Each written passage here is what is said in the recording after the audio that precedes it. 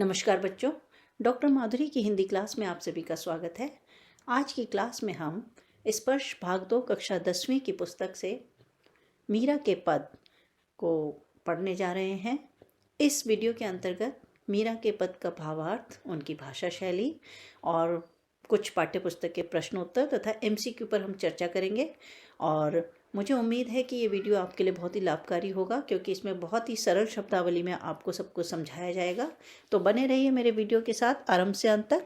तो चलिए आरंभ करते हैं हम मीरा के पद। और सबसे पहले हम मीराबाई के बारे में जान लेते हैं कि मीराबाई कौन थी और उन्होंने किस तरह की भाषा शैली का प्रयोग करते हुए किस तरह के पद लिखे। मीराबाई कृष्ण भक्ति शाखा की हिंदी की महान कवयित्री। इनका जन्म जोधपुर के चौकड़ी यानी कुड़की गांव में हुआ। बच्चों, कृष्ण भक्ति शाखा हिंदी साहित्य में कई काल हुए, जिनमें एक काल था भक्ति काल।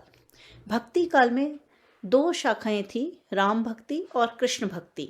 तो कृष्ण भक्ति में जैसे मीरा और सूरदास इसके अंतर्गत आते हैं, और राम भक्ति में तुलसीदास आते हैं। तो मीराबाई कृष्ण भक्ति शाखा की यानी कृष्ण को मानने वाली, कृष्ण के प्रति भक्ति भाव रखने वाली महान कवयित्री मानी जाती हैं। और आपका विवाह मेवाड़ के महाराणा सांगा के पुत्र कुमार भोजराज से हुआ था, परंतु दुर्भाग्यवश जल्द ही आपके पति की मृत्यु हो गई। आपका मन राजघरानों की चहल पहल में नहीं लग सका तथा भौतिक जीवन से निराश होकर आपने घर त्याग दिया और मंदिर में जाकर श्री कृष्ण की भक्ति करते हुए कृष्णमय हो गई। मीरा संत रैदास की शिष्या थीं। आपकी भक्ति दैन्य और माधुर्य भाव की भक्ति है। साधु संतों की संगति में रहने के कारण आप पर योगियों और संतों और वैष्णव भक्तों का प्रभाव पड़ा। बच्चों, मीराबाई बचपन से ही श्री कृष्ण की दीवानी थी। इनके बारे में आपने एक कथा भी सुनी होगी कि बचपन में जब बहुत छोटी थी मीराबाई, तो इनके घर के सामने से एक बारात जा रही थी और इन्होंने अपनी माता से पूछा, दूल्हे को देखकर पूछा कि ये कौन है। तो उनकी माता ने बताया कि यह दूल्हा है। तो एकदम बच्चे होने की वजह से उनके मन में एक जिज्ञासा उत्पन्न हुई और उन्होंने अपनी माता से पूछा, मेरा दूल्हा कौन होगा। तो उस समय मीराबाई के हाथ में श्री कृष्ण की एक मूर्ति थी और माँ ने उससे पीछा छुड़ाने के लिए उसको कह दिया कि ये तेरा दूल्हा है, यानी उस मूर्ति की तरफ इशारा करके उसको कह दिया कि ये तेरा दूल्हा है। बच्ची के मन में वो बात बस गई और तब से उसने श्री कृष्ण को अपना दूल्हा मान लिया था, यानी श्री कृष्ण को अपना सर्वस्व मान लिया था। और वह एक पल था या वह एक समय था जब से मीराबाई के मन में कृष्ण के प्रति एक भक्ति भाव, एक प्रेम भाव उत्पन्न हो गया था। और साधु संतों की संगति में रहने के, अब क्योंकि इनका विवाह हो गया था, परंतु विवाह में और घर परिवार में इनका मन नहीं लगा, तो इन्होंने उस परिवार के प्रति अपनी जिम्मेदारियों को ध्यान न देते हुए इन्होंने साधु संतों की संगति में रहना ज़्यादा पसंद किया, मंदिर में जाकर भजन कीर्तन करना ज़्यादा पसंद किया और ये पूरी तरह से कृष्ण की भक्ति में रम गई। आपके पदों की भाषा में राजस्थानी और गुजराती भाषा का मिश्रण देखा जा सकता है। आपको हिंदी और गुजराती दोनों भाषाओं की कवयित्री माना जाता है। मध्यकालीन भक्ति आंदोलन में योगदान देने वाले कवियों में आपका विशेष स्थान है। मीराबाई ने 4 ग्रंथों की रचना की, जो इस प्रकार है, जैसे बरसी का मायरा, गीत गोविंद टीका, राग गोविंद, राग सोरठ के पद आदि। इनके अतिरिक्त आपके गीतों का संकलन मीराबाई की पदावली नामक ग्रंथ में किया गया है। तो बच्चों, ये तो मीराबाई का परिचय हुआ, जिससे आपको परिचित होना ज़रूरी है। अब हम जो मीरा के पद हमारे पाठ्यक्रम में हैं, उन पदों के सार के बारे में जान लेते हैं और फिर हम एक एक पद का भावार्थ समझते हुए उससे संबंधित एमसीक्यू पर चर्चा करेंगे। तो चलिए हम मीरा के पदों का सार देख लेते हैं।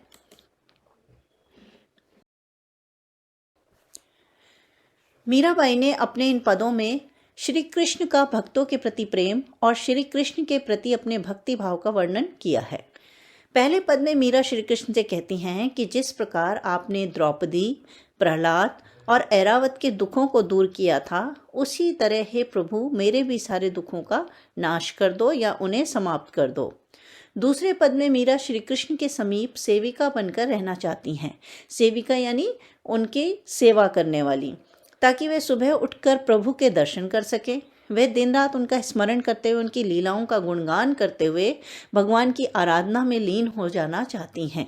वे बाग बगीचे लगाने को भी तैयार हैं, गली गली में श्री कृष्ण की लीलाओं का बखान भी करना चाहती हैं और ऊंचे ऊंचे महल भी बनाना चाहती हैं, ताकि दर्शन का एक भी मौका ना चूक सके।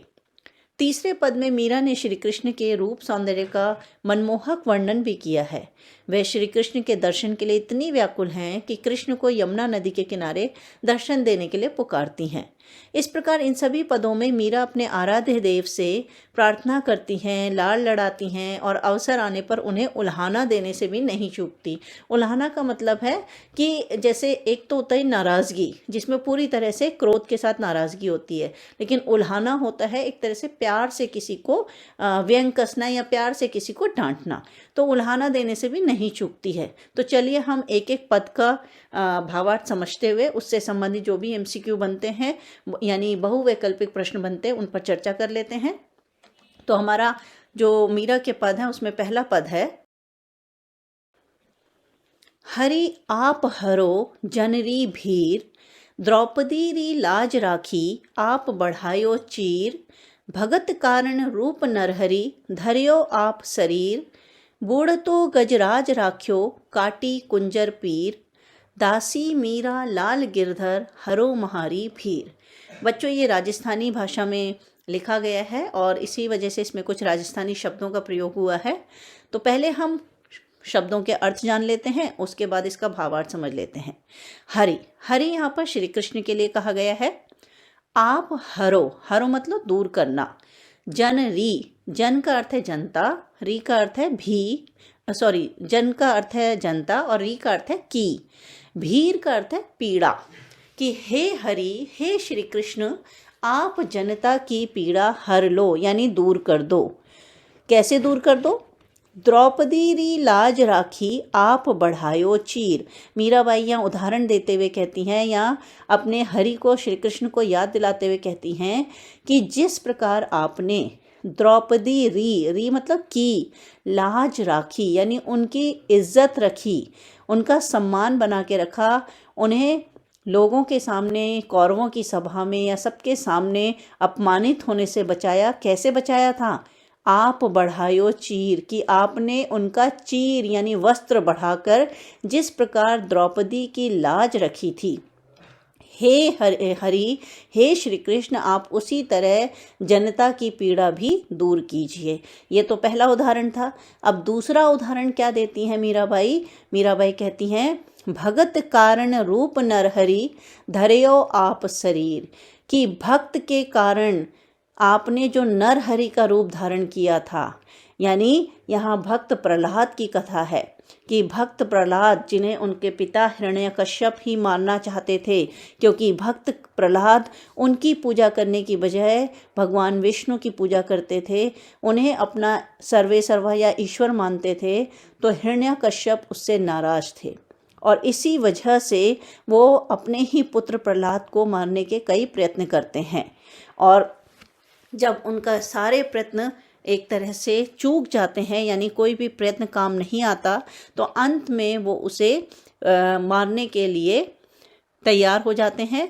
और ऐसे में जो श्री कृष्ण है वो नरहरि का रूप धारण करके उसका वध होने से बचाते हैं।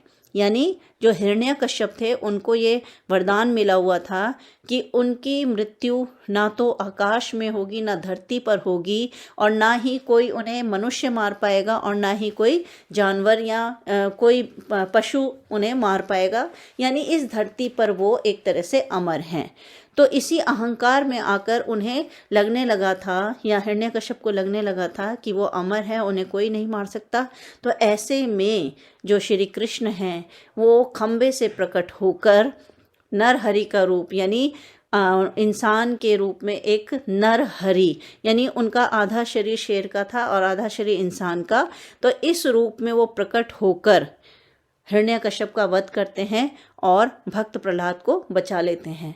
तो यहाँ पर मीराबाई अपने हरि यानी श्री कृष्ण से कहती हैं कि हे हरि, जिस प्रकार आपने अपने भक्त प्रहलाद की रक्षा के लिए नरहरि का रूप धारण कर लिया था और उनकी हिरण्यकश्यप से रक्षा की थी, ठीक उसी प्रकार आप जनता की पीड़ा भी दूर कीजिए। दूसरा उदाहरण ये हो गया। तीसरा है, बूढ़तो गजराज राख्यो काटी कुंजर पीर। बूढ़तो का अर्थ है बच्चों डूबते हुए। गजराज यहाँ ऐरावत हाथी के लिए कहा गया है। राख्यो मतलब रखी। जैसे डूबते हुए हाथी को या ऐरावत को आपने कैसे बचाया? काटी कुंजर पीर, कुंजर का अर्थ है हाथी, पीर का अर्थ है पीड़ा और काटी का अर्थ है काटना। यहाँ पर यह कथा है कि एक बार जब ऐरावत नदी के किनारे पानी पीने गया था तो वहाँ पर एक मगरमच्छ ने उसके पैर को अपने मुंह में दबा लिया था और इस तरह से हाथी पीड़ा से करहा रहा था। तो हाथी ने पीड़ा से करहाते हुए अपने इष्ट देव को याद किया और उसके याद करते ही जो हरि थे वो उन्होंने वहाँ पहुँचकर अपने भक्त ऐरावत को उस मगर के मुख से मुक्त किया था और उसे उसकी पीड़ा से मुक्त किया। यानी मगरमच्छ से उस ऐरावत को बचाया और उसे उसकी पीड़ा से मुक्त किया। तो जैसे एक डूबते हुए हाथी को, डूबते हुए गजराज को आपने मगर के मुख से बचाकर उसकी पीड़ा दूर कर दी, उसकी पीड़ा काट दी, उसी प्रकार हे हरि आप जनता की पीड़ा भी दूर कीजिए। और अंत में मीराबाई कहती हैं, दासी मीरा लाल गिरधर हरो महारी भीर, कि हे गिरधर, गिरधर मतलब गिरी को धारण करने वाले, यानी पर्वत को धारण करने वाले। यहाँ पर भी बच्चों श्री कृष्ण के जितने नाम थे उन सभी नामों का एक अर्थ निकलता है।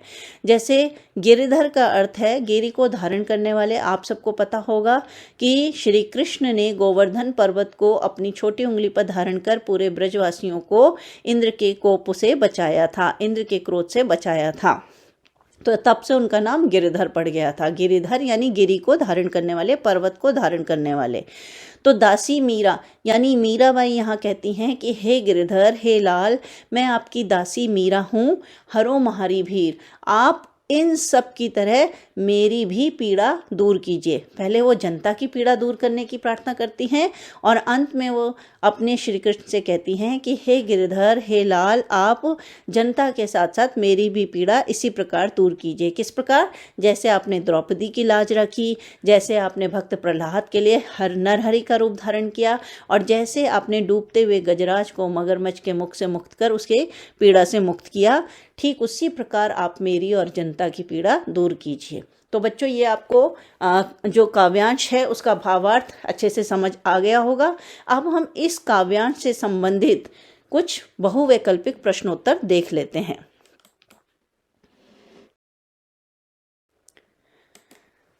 तो बच्चों पहला बहुवैकल्पिक प्रश्न जो है वो बनता है, यहाँ हरि शब्द का प्रयोग किसके लिए किया गया है? हमारे पास 3 ऑप्शन है, राम, कृष्ण या गणेश। इसमें सही उत्तर है कृष्ण। दूसरा प्रश्न है हमारा, काव्यांश में कितने उदाहरण दिए गए हैं? और इसके लिए है हमारा सही उत्तर है 3। 3 कौन कौन से उदाहरण पता है बच्चों आपको? पहला उदाहरण है द्रौपदी का, दूसरा है भक्त प्रहलाद और तीसरा है हमारा गजराज का। अगला प्रश्न है हमारा, द्रौपदी की मदद श्री कृष्ण ने कैसे की? इसका सही उत्तर है चीर बढ़ाकर। चीर मतलब वस्त्र बढ़ाकर, वस्त्र। नेक्स्ट है गजराज का क्या अर्थ है? इसका सही उत्तर है ऐरावत। भक्त प्रहलाद की रक्षा के लिए ईश्वर ने किसका रूप धरा था? इसका सही उत्तर है नरसिंह, यानी नरसिंह का रूप धरा था उन्होंने, यानी नर के रूप में, मतलब सिंह और नर दोनों का एक मिलता जुलता रूप जो है उसे नरसिंह कहा जाता है। गजराज को पीड़ा से कैसे मुक्ति मिली? तो गजराज को पीड़ा से मुक्ति ईश्वर की कृपा से मिली। ठीक है बच्चों, नेक्स्ट है हमारा, मीरा किससे प्रार्थना कर रही है? मीरा श्री कृष्ण से प्रार्थना कर रही हैं। मीरा किस काल की कवयित्री हैं? तो मीरा भक्ति काल की कवयित्री हैं, जैसा कि हमने मीराबाई के परिचय में पढ़ा। मीरा की भक्ति कैसी थी? मीरा की भक्ति सगुण साकार। अब बच्चों यहाँ समझ लीजिए, भक्ति 2 तरह की है, एक सगुण साकार, एक निर्गुण निराकार। यानी निर्गुण जिनके ईश्वर का कोई रूप आकार नहीं है, केवल मन के भावों की पूजा करना, वो निर्गुण निराकार के अंतर्गत आता है। जैसे कबीरदास किसी भी ईश्वर को नहीं मानते थे। उनका जो ईश्वर था, उनका मानना था कि हमारे मन के भाव जो हैं वो ईश्वर है और मन के अच्छे भाव जो हैं वो ईश्वर है, और ईश्वर किसी मंदिर मस्जिद में नहीं, बल्कि वो कण कण में विद्यमान है। तो वो उस तरह की भक्ति निर्गुण निराकार होती है। और मीराबाई की भक्ति सगुण साकार क्यों थी? क्योंकि इनके जो आराध्य हैं उनका एक रूप आकार था। मीराबाई श्री कृष्ण को मानती थी, तो मोर पंखी मुकुट कह देने से ही हमारे सामने श्री कृष्ण की एक छवि उतर आती है। तो जहाँ पर किसी कवि के जो आराध्य है वो उसका एक रूप आकार हो, तो वो सगुण साकार भक्ति कहलाती है। तो इसलिए मीरा की भक्ति कैसी थी? सगुण साकार। काव्यांश में क्या हरने की प्रार्थना की गई है, यानी क्या दूर करने की प्रार्थना की गई है? इसका उत्तर है पीड़ा, दुख, वही है पीड़ा, कष्ट दूर करने की प्रार्थना की गई है। नेक्स्ट है, मीरा ने स्वयं को कृष्ण की क्या माना है? इसका उत्तर है दासी। मीरा ने स्वयं को कृष्ण की दासी माना है। अब बच्चों, शिल्प सौंदर्य जो होता है वो एक तरह से होता है कि यहाँ पर कवियत्री ने किस तरह की भाषा का प्रयोग किया है, किस तरह के अलंकारों का प्रयोग किया है, यानी लिखने के लिए कौन सी शैली है, कौन सी भाषा है, उस शिल्प सौंदर्य। दो तरह के इसमें काव्य में दो तरह की चीज़ें होती है, एक भाव सौंदर्य होता है, एक शिल्प सौंदर्य होता है। भाव सौंदर्य उसे कहते हैं जिसमें हम पूरे काव्यांश का भावार्थ बताते हैं, वो भाव सौंदर्य के अंतर्गत आता है। और शिल्प सौंदर्य के अंतर्गत भाषा शैली संबंधी विशेषताएं आती हैं। तो यहाँ पर है कि सरल एवं सहज भाषा का प्रयोग हुआ है जो अत्यधिक प्रभावोत्पादक है, यानी प्रभाव उत्पन्न करने वाली भाषा है। दूसरा, इसमें ब्रज भाषा के शब्दों के साथ साथ राजस्थानी भाषा के शब्दों का भी प्रयोग हुआ है, क्योंकि मीराबाई राजस्थान की थी, तो उनकी भाषा में राजस्थान के शब्दों का बहुत अधिक प्रयोग देखने को मिलता है। काटी कुंजर, अब यहाँ पर क्योंकि क वर्ण की आवृत्ति हुई है, यानी क वर्ण 2 बार रिपीट हुआ है, तो जहाँ पर एक ही वर्ण रिपीट होता है या उसकी आवृत्ति होती है तो वह अनुप्रास अलंकार होता है। तो यहाँ पर काटी कुंजर में अनुप्रास अलंकार है, जबकि पूरे पद में दृष्टांत अलंकार। दृष्टांत का अर्थ होता है जहाँ पर एक दृश्य हमारे सामने उत्पन्न हो जाए। तो जैसे मीराबाई ने उदाहरण दिए हैं, तो हर एक उदाहरण में हमारी आंखों के सामने जैसे वो दृश्य उत्पन्न हो जाता है, तो वो दृष्टांत अलंकार कहते हैं। फिर एक गेयात्मक या गीतात्मक शैली का प्रयोग हुआ है और प्रत्येक पंक्ति का अंतिम शब्द तुकांत है। अब गेयात्मक या गीतात्मक का अर्थ यह है कि मीराबाई के हर पद को गाया जा सकता है, उसमें एक लयात्मकता है, गीतात्मकता है। तो इसलिए गेयात्मक या गीतात्मक शैली का प्रयोग हुआ है और प्रत्येक पंक्ति का अंतिम शब्द तुकांत है। तुकांत मतलब एक उसमें तुकबंदी है। पीर, भीर, ये क्या है? ये तुकबंदी है। ठीक है, तो प्रत्येक पंक्ति का अंतिम शब्द तुकांत है। तो ये हमारा पहला काव्यांश हुआ। अब हम दूसरे काव्यांश को जान लेते हैं। बच्चों, हमारा अगला काव्यांश है, श्याम महाने चाकर राखो जी, गिरधारी लाला महाने चाकर राखो जी। चाकर रहस्यूं बाग लगास्यूं, नित उठ दर्शन पास्यूं, बिंद्रा बनरी कुंज गली में गोविंद लीला गास्यूं। चाकरी में दर्शन पास्यूं, सुमरन पास्यूं खर्ची, भाव भगती जागीरी पास्यूं, तीनों बातां सरसी। यहाँ पर मीराबाई जो कह रही हैं उससे पहले हम शब्दों के अर्थ भी जान लेते हैं। तो श्याम यहाँ पर श्री कृष्ण के लिए कहा गया है, क्योंकि श्री कृष्ण सांवले रंग के हैं, तो सांवले रंग के लिए श्याम शब्द का प्रयोग किया जाता है। तो श्याम महाने, महाने मतलब मुझे, चाकर सेविका राखो जी, रख लीजिए। तो यहाँ पर मीराबाई अपने श्री कृष्ण से स्वयं को चाकर रखने की प्रार्थना कर रही हैं। वो श्री कृष्ण से कह रही हैं कि हे श्याम, आप मुझे अपने यहाँ सेविका बनाकर रख लीजिए, गिरधारी लाला महाने चाकर रखो जी। और फिर जैसे दोबारा निवेदन करते हुए कहते हैं, वैसे ही मीराबाई दोबारा निवेदन करते हुए कहती हैं कि हे गिरधारी लाल, आप मुझे अपने यहाँ चाकर रख लीजिए। अब यहाँ पर मीराबाई श्री कृष्ण की चाकरी क्यों करना चाहती हैं? क्यों वो चाहती हैं कि श्री कृष्ण उन्हें अपने यहाँ चाकर रख लें? तो उसका कारण यहाँ पर बताया है, वो क्या क्या करना चाहती हैं चाकर बन के। तो मीराबाई कहती हैं, चाकर रहस्यूं बाग लगास्यूं। चाकर सेविका बनकर, सेविका चाकर रहस्यूं, कि चाकर बनकर, यानी मैं सेविका बनकर क्या करूंगी? बाग लगास्यूं, मैं आपके बाग बगीचे की देखभाल करूंगी। आपके महल में जो बाग बगीचे हैं उनकी मैं देखभाल करूंगी। नित उठ दर्शन पास्यूं, और नित मतलब रोज, प्रतिदिन उठकर, सुबह उठकर मैं आपके दर्शन पा सकूंगी। तो मीराबाई चाकर बनकर वहाँ क्या करना चाहती हैं? मीराबाई कहती हैं कि चाकर रहस्यूं बाग लगास्यूं, कि मैं चाकर बनकर, यानी आपकी सेविका बनकर सबसे पहले तो यहाँ बाग बगीचे लगाऊंगी, उनकी देखभाल करूंगी, और फिर नित उठ दर्शन पास्यूं, और प्रतिदिन सुबह उठकर आपके दर्शन प्राप्त करूंगी।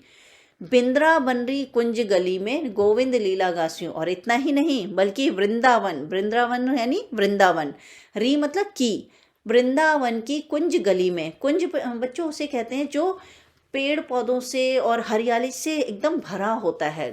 जैसे आपने बड़ी बड़ी कोठियाँ देखी होंगी तो उनके बाहर की तरफ को बड़े बड़े पेड़ लगे होते हैं और पेड़ से वो कोठी पूरी ढकी होती है। तो इस तरह से कुंज गली का अर्थ है कि जहाँ पेड़ पौधों से एक गली बना दी गई हो, गली बन गई हो। तो मैं ऐसी कुंज गली में यानी वृंदावन की गलियों में गोविंद लीला गास्यों। अब श्री कृष्ण के लिए गोविंद शब्द का भी प्रयोग हुआ है, तो यहाँ पर गोविंद लीला गास्यूं, यहाँ कह रही हैं मीराबाई कि मैं उसमें वृंदावन की गलियों में जा जाकर क्या करूँगी कि हे गोविंद, हे श्री कृष्ण, आपकी लीला का गुणगान करूँगी, यानी आपके भजन कीर्तन करूँगी।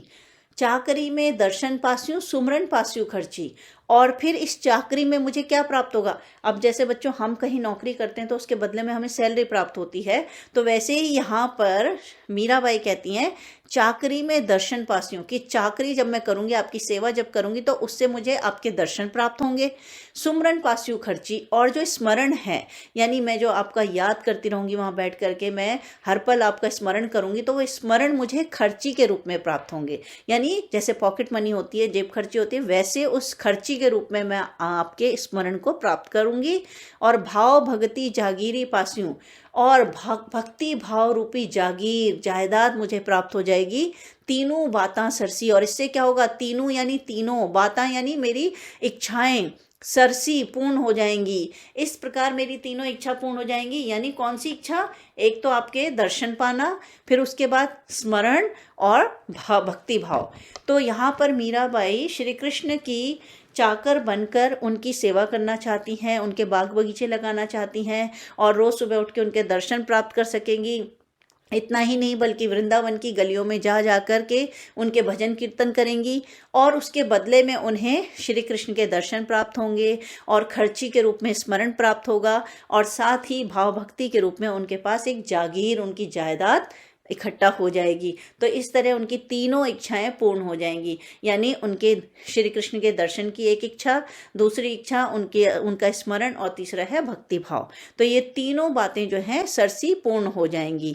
तो बच्चों इस काव्यांश में जो महत्वपूर्ण है याद रखने वाला वो यह है कि मीराबाई श्री कृष्ण की क्या बनना चाहती हैं, दूसरा मीराबाई श्री कृष्ण की जो चाकर बनकर क्या करना चाहती हैं, और तीसरा फिर उन्हें इस चाकरी में खर्ची के रूप में क्या प्राप्त होगा, या उन्हें चाकरी से उनकी कौन सी तीनों बातें पूर्ण हो जाएंगी। तो इस तरह से इन चीज़ों को आपको याद रखना है। अब हम इसके शिल्प सौंदर्य को जान लेते हैं और साथ ही इस काव्यांश से संबंधित बहुवैकल्पिक प्रश्नोत्तर भी समझ लेते हैं। शिल्प सौंदर्य राजस्थानी भाषा के शब्दों का प्रयोग हुआ है जो भावों की अभिव्यक्ति में पूर्णतः सक्षम है। दूसरा भाव भगति, अब क्योंकि भ वर्ण की आवृत्ति हुई है, भाव में भ है, भगति में भ है, तो यहाँ पर अनुप्रास अलंकार है। संपूर्ण पद में माधुर्य गुण यानी एक मधुरता है, एक शालीनता है, एक मधुरता है, और इसमें भी गेयात्मक शैली का प्रयोग किया है। गेयात्मक तो बच्चों मीराबाई के सभी पद जो हैं गेयात्मक हैं, यानी उन्हें गा सकते हैं, उनमें एक लयात्मकता है। अब इस काव्यांश से संबंधित हम बहुवैकल्पिक प्रश्नोत्तर देख लेते हैं। पहला प्रश्न है, कृष्ण की चाकरी करने से मीरा को कौन कौन से 3 लाभ मिलेंगे? तो पहला प्रश्न है, यहाँ मीरा श्याम से क्या प्रार्थना कर रही हैं? इसका उत्तर है, यहाँ मीरा श्याम से पीड़ा हरने की बात कर रही हैं, यानी पीड़ा कष्ट दूर करने की बात कर रही हैं।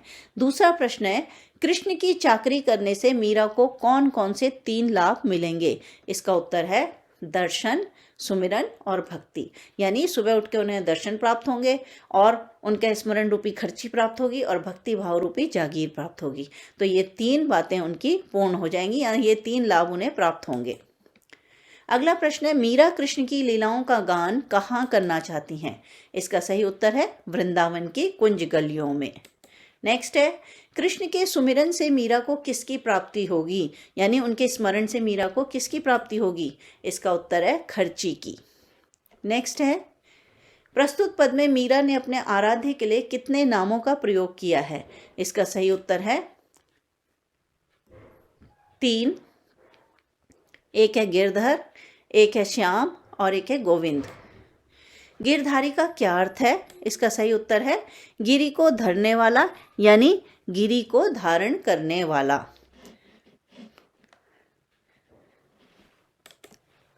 अब बच्चों हम मीरा के अंतिम काव्यांश को पढ़ लेते हैं और उसके भावार्थ को समझकर उनके बहुवैकल्पिक प्रश्नोत्तर पर चर्चा करेंगे। तो हमारा तीसरा और अंतिम काव्यांश है, मोर मुकुट पीतांबर सोहे, गल वैजंती माला, बिंद्रावन में धेनु चरावे, मोहन मुरली वाला। ऊंचा ऊंचा महल बना बिच बिच राखूं वारी, सांवरियारा दर्शन पास्यूं पहर कुसुम्बी साड़ी। आधी रात प्रभु दर्शन दीजो जमुना जीरे तीरा, मीरा रा प्रभु गिरधर नागर, हिवड़ों घड़ों अंधीरा। अब यहाँ पर पहले शब्दार्थ जान लेते हैं और उसके बाद भावार्थ। मोर मुकुट, मोर मुकुट का अर्थ है मोर पंखी मुकुट, मुकुट मतलब मुकुट। पीतांबर यानी पीले वस्त्र, सोहे यानी शोभित होना, सुंदर लगना। गल वैजंती माला, गल का अर्थ है गले में, वैजंती वैजंती पुष्प की माला। तो श्री कृष्ण ने अपने सिर पर मोर पंखी मुकुट धारण किया हुआ है और उन्होंने पीले वस्त्र धारण किए हुए हैं जिसमें वो अत्यंत सुंदर लग रहे हैं। सोहे मतलब सुंदर लगना, सुशोभित होना। तो सिर पर मोर मुकुट और शरीर पर पीले वस्त्र पहन श्री कृष्ण अत्यंत सुंदर लग रहे हैं। उन्होंने अपने गले में वैजंती माला डाली हुई है, यानी फूलों की माला धारण की हुई है। वृंदावन में धेनु चरावे, धेनु का अर्थ है गाय, चरावे चराना, और वृंदावन में वो गाय चराते हैं। मोहन मुरली वाला, मेरा तो मोहन मुरली वाला यानी मुरली बजाने वाला। मोहन का अर्थ है मन को हरने वाला, तो मोहन भी श्री कृष्ण के लिए नाम प्रयुक्त हुआ है। तो मोहन यानी मुरली वाला, मोहन मन को हरने वाला यानी मन को अच्छा लगने वाला, मन को पसंद आने वाला। मोहन यानी मन को हर लेना, चुरा लेना वाला। मुरली वाला जो है वो मेरे श्री कृष्ण हैं। तो यहाँ पर मीराबाई कहती हैं अपने श्री कृष्ण के रूप सौंदर्य का वर्णन करते हुए कि मेरे जो श्री कृष्ण हैं वो मोर पंखी मुकुट धारण किए हुए हैं और पीले रंग के वस्त्रों में अत्यंत सुंदर लग रहे हैं। उन्होंने गले में वैजंती माला धारण की हुई है और वृंदावन में वो धेनु चराते हैं, गाय चराते हैं, और उन्होंने वो मन को हरने वाले हैं और मुरली वाले हैं, यानी हमेशा उनके अधरों पर, उनके होंठों पर एक मुरली होती है। मुरली यानी बांसुरी। ऊंचा ऊंचा महल बनाओ बिच बिच राखूं बारी, और यहाँ पर उन्हीं श्री कृष्ण के लिए मीराबाई कहती हैं कि आप मुझे अगर चाकर रख लोगे, अपने यहाँ सेविका बना के रख लोगे, तो मैं आपके ऊंचे ऊंचे महल में बीच बीच में छोटी छोटी खिड़कियाँ बनाऊंगी। बारी मतलब खिड़कियाँ, यानी मैं आपके इस ऊंचे ऊंचे महल में बीच बीच में एक छोटी छोटी खिड़कियां बनाऊंगी। उससे क्या होगा, सांवरियारा दर्शन पास्यू पहर कुसुम्बी साड़ी, और मैं सांवरिया के दर्शन पाऊंगी। कैसे? कुसुम्बी साड़ी पहनकर, यानी नारंगी रंग की साड़ी पहनकर मैं आपके दर्शन पा सकूंगी। कैसे? उन छोटी छोटी खिड़कियों के माध्यम से। तो यहाँ पर मीराबाई वो छोटी छोटी खिड़कियाँ क्यों बनाना चाहती हैं? ताकि वो श्री कृष्ण के हर पल हर समय दर्शन पा सकें। तो ऊंचा ऊंचा महल बनाओ बिच बिच राखूं बारी, बिच बिच यानी बीच बीच में, रखूंगी बारी खिड़कियाँ, यानी आपके इस ऊंचे ऊंचे महल में मैं छोटी छोटी खिड़कियाँ बीच बीच में बनाऊंगी, जिससे सांवरियारा दर्शन पास्यू पहर कुसुम्बी साड़ी, मैं कुसुम्बी साड़ी पहनकर यानी नारंगी साड़ी पहनकर मैं आपके दर्शन प्राप्त कर पाऊंगी। सांवरिया यहाँ कृष्ण के लिए बोला गया है, यानी उनके स्वामी। सांवरिया यानी स्वामी या सांवले रंग के जो हैं श्री कृष्ण, उनके लिए कहा गया है। आधी रात प्रभु दर्शन दीजो जमुना जीरे तीरा, हे प्रभु आप यमुना नदी के किनारे, तीरा मतलब किनारा, जमुना जी मतलब यमुना नदी के किनारे पर आधी रात मुझे दर्शन दीजिए। यहाँ मीराबाई श्री कृष्ण के दर्शनों के लिए व्याकुल है, बेचैन है, तो वो श्री कृष्ण से प्रार्थना करती हैं कि हे श्री कृष्ण आप आधी रात के समय मुझे यमुना नदी के किनारे पर दर्शन दीजिए। मीरा रा प्रभु गिरधर नागर हिवड़ो घणो अधीरा, मीरा रा यानी मीरा के प्रभु गिरधर नागर, नागर मतलब चतुर चंचल। यहाँ पर मीराबाई कहती हैं कि हे गिरधर नागर, आप मीराबाई के गिरधर हो। हिवड़ो घड़ो अधीरो, मेरा हृदय जो है, हिवड़ो मतलब हृदय, घड़ो मतलब बहुत ज़्यादा, अधीरा मतलब बेचैन व्याकुल है। कि हे श्री कृष्ण, हे गिरधर नागर, मेरा हृदय आपके दर्शन के लिए या आपसे मिलने के लिए बहुत ही बेचैन हो रहा है। तो इसीलिए आप मुझे आधी रात के समय यमुना नदी के किनारे पर दर्शन दीजिएगा, ताकि मैं आपके दर्शन प्राप्त कर सकूं। तो बच्चों, ये हमने काव्यांश पढ़ा। अब इससे संबंधित हम कुछ एमसीक्यू देख लेते हैं।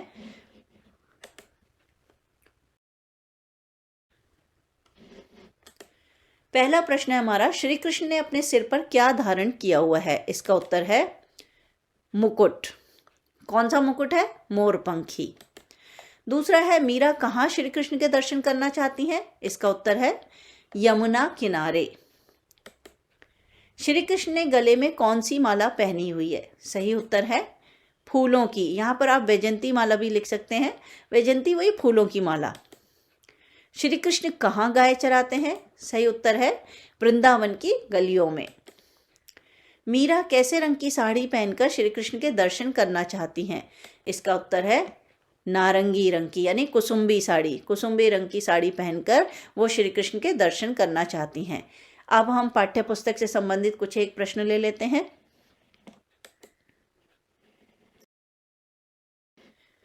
बच्चों, पहला प्रश्न है, पहले पद में मीरा ने हरि से अपनी पीड़ा हरने की विनती किस प्रकार की है? यानी हमने 3 पद पढ़े, तो पहला पद जो है उसमें मीराबाई ने श्री कृष्ण से अपनी पीड़ा हरने की, अपनी और जनता की पीड़ा हरने की प्रार्थना की है।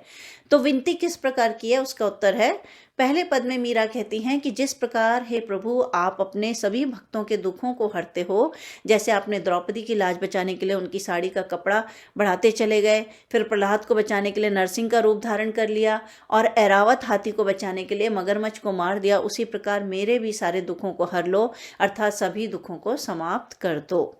दूसरा प्रश्न है, दूसरे पद में मीराबाई श्याम की चाकरी क्यों करना चाहती हैं? स्पष्ट कीजिए। इसका उत्तर है, दूसरे पद में मीरा श्री कृष्ण की सेविका बनने की विनती इसलिए करती हैं क्योंकि वह श्री कृष्ण के दर्शन का एक भी मौका खोना नहीं चाहती हैं।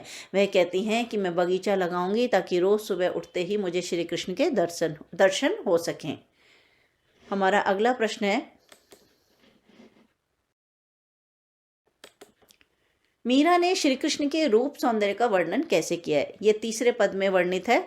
तो मीरा श्री कृष्ण के रूप सौंदर्य का वर्णन करते हुए कहती हैं कि उन्होंने सिर पर मोरपंख का मुकुट धारण किया हुआ है, पीले वस्त्र पहने हुए हैं और गले में वैजंती फूलों की माला को धारण किया हुआ है। मीरा कहती हैं कि जब श्री कृष्ण वृंदावन में गाय चराते हुए बांसुरी बजाते हैं तो सबका मन मोह लेते हैं, यानी सबका मन मुग्ध हो जाता है, सबके मन को वो अपनी ओर आकर्षित कर लेते हैं। नेक्स्ट क्वेश्चन है, वे श्री कृष्ण को पाने के लिए क्या क्या कार्य करने को तैयार हैं? वे यानी मीराबाई। तो मीराबाई श्री कृष्ण को पाने के लिए क्या क्या कार्य करने को तैयार हैं? इसका उत्तर है, मीरा श्री कृष्ण को पाने के लिए अनेक कार्य करने के लिए तैयार हैं। वे कृष्ण की सेविका बनकर रहने को तैयार हैं, वे उनके विचरण अर्थात घूमने के लिए बाग बगीचे लगाने के लिए तैयार हैं, और उनके ऊंचे ऊंचे महलों में खिड़कियां बनाना चाहती हैं ताकि श्री कृष्ण के दर्शन कर सकें, और यहाँ तक कि आधी रात को यमुना नदी के किनारे कुसुम्बी रंग की साड़ी पहनकर दर्शन करने के लिए भी तैयार हैं।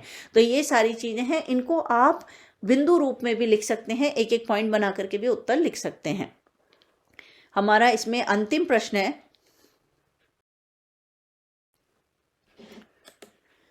मीरा की भाषा शैली पर प्रकाश डालिए। यानी मीराबाई की भाषा शैली कैसी है? तो मीरा को हिंदी और गुजराती दोनों भाषाओं की कवयित्री माना जाता है। मीराबाई ने अपने पदों में ब्रज, पंजाबी, राजस्थानी, गुजराती आदि भाषाओं का प्रयोग किया है। भाषा उनकी अत्यंत सहज और सुबोध है, यानी बहुत ही आसानी से समझ आने वाली भाषा है। शब्द चयन भावानुकूल है, यानी जो उन्होंने जिन शब्दों का चयन किया है अपने पदों में, वो भावानुकूल, भावों के अनुकूल उन्होंने शब्दों का प्रयोग किया है। भाषा में कोमलता है, मधुरता है, सरसता के गुण विद्यमान है। अपनी प्रेम की पीड़ा को अभिव्यक्त करने के लिए उन्होंने अत्यंत भावानुकूल शब्दावली का प्रयोग किया है, और भक्ति भाव के कारण शांत रस भी है इसमें। मीराबाई श्री कृष्ण की अनन्य उपासिका हैं। वे अपने आराध्य देव से अपनी पीड़ा हरण की विनती कर रही हैं। इसमें कृष्ण के प्रति श्रद्धा, भक्ति और विश्वास के भाव की भी अभिव्यक्ति हुई है। मीराबाई की भाषा में अनेक अलंकारों जैसे अनुप्रास, रूपक, उपमा, उत्प्रेक्षा, उदाहरण आदि का सफल प्रयोग हुआ है। बच्चों, अलंकार आपके पाठ्यक्रम में नहीं है, पर जो भी काव्य होता है उसमें अलंकारों का प्रयोग किया जाता है, क्योंकि अलंकार भाषा का सौंदर्य बढ़ाने के लिए एक तरह से साधन है। तो अलंकारों के माध्यम से भाषा में सौंदर्य बढ़ता है, भाषा का सौंदर्य बढ़ता है, इसीलिए अलंकारों का प्रयोग किया जाता है। तो बच्चों, ये थी मीराबाई से संबंधित, यानी मीरा के पदों से संबंधित कुछ महत्वपूर्ण प्रश्नोत्तर और उनके काव्यांश का भावार्थ और उनसे संबंधित बहुविकल्पिक प्रश्नोत्तर। तो मैं उम्मीद करती हूँ कि आपको मीराबाई अब इस वीडियो के माध्यम से बहुत अच्छे से समझ में आ जाएगा। और यदि आपको मेरे वीडियो पसंद आते हैं तो उन्हें लाइक, शेयर और कमेंट कीजिए। और साथ ही जिन बच्चों ने अभी तक या जिन मित्रों ने अभी तक मेरे channel Hindi lectures by doctor Madhuri को सब्सक्राइब नहीं किया है तो जल्दी से वो सब्सक्राइब का बटन दबा दें और साथ ही बेल आइकन भी दबा दें, ताकि जब भी मेरा कोई नया वीडियो आए तो आपको उसकी इन्फॉर्मेशन या उसके बारे में आपको सबसे पहले पता चल जाए। तो बच्चों, आज के लिए इतना ही। बहुत जल्द ही अपना नेक्स्ट वीडियो लेकर आऊँगी, तो बने रहिए मेरे चैनल के साथ। और आपको आपकी आगामी परीक्षाओं के लिए बहुत बहुत शुभकामनाएं।